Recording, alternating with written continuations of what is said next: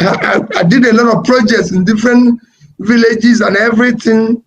There's two things I always tell people. For those wey dey ask questions say why e be say P2B no too commission project when he be governor, make na watch the video, see the reasons wey he give. Because some people just wan take glory, they just wan answer names for project and everything. They no even dey read. Make na watch this video, hear wetin P2B talk. Okay, what we read every day is that the Southeast should be grateful that the current government is building this bridge.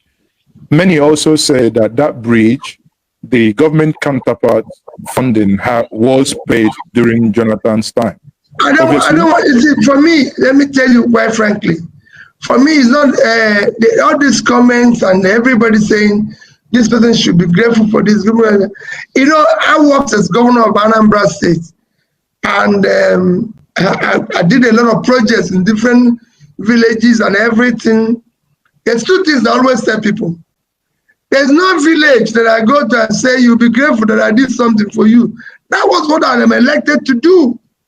So why do I want their gratitude? What am I going to do? Is that when people will come to me, people say to me, oh, Peter, when I was in government, look at all these roads you did, look at all these schools, look at all this, let's go and commission them, let's go and do this.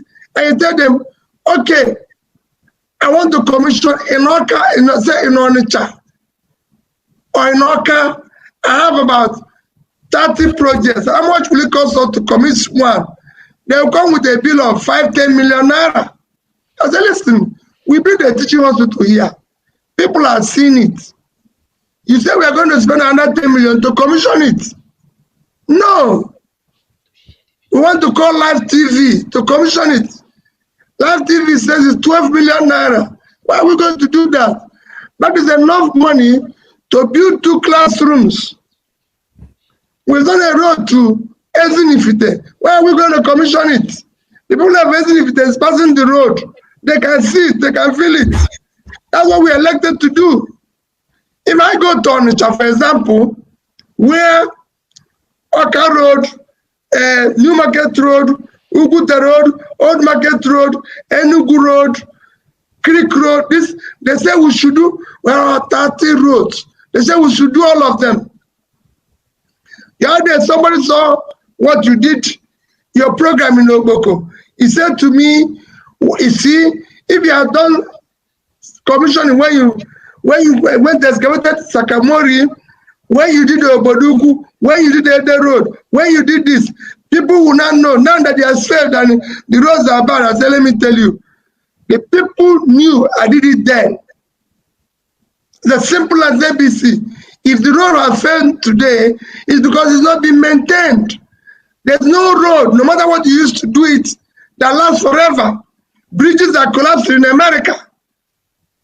They collapse everywhere. There's nothing that you build that is permanent.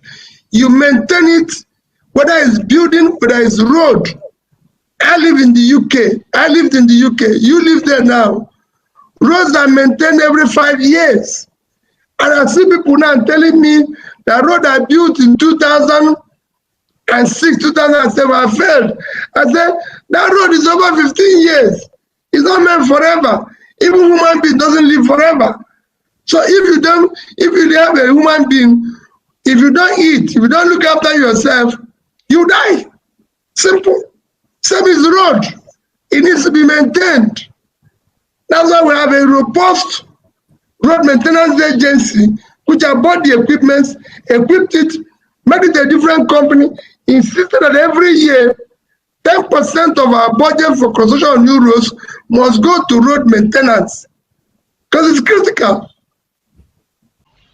Shey na don hear am ba? Una see say the guy dey try ask am question about the funding of second Niger bridge and whether maybe the guy, that guy, this P2B guy, the guy dey both wise and he dey intelligent. He just first leave that matter because that one no concern am. He no be federal government. He was only a governor, even though he contributed immensely to the achievement of that project, because na him wey hold Jonathan that time tight say this project mo start am that kind of thing.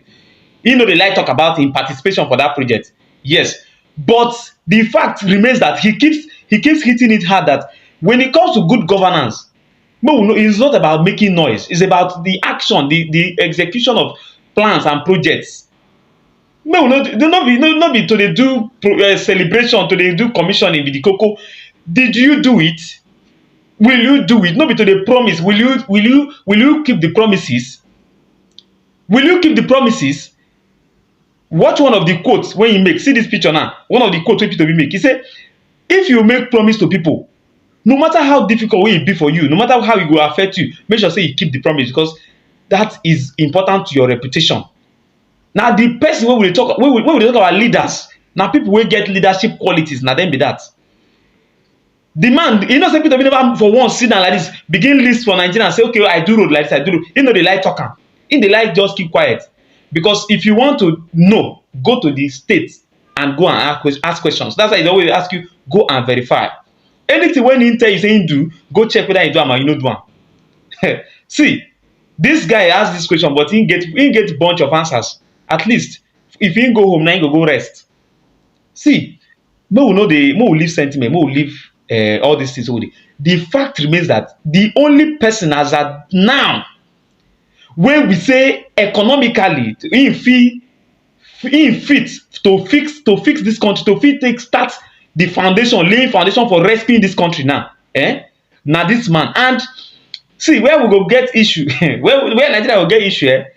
Now if we go elect anybody, any of these two other candidates, probably maybe in the person of Atiku or Tinubu, we go elect any of them. These people does not know how to lay foundation that can rescue a failing economy like the one we have already.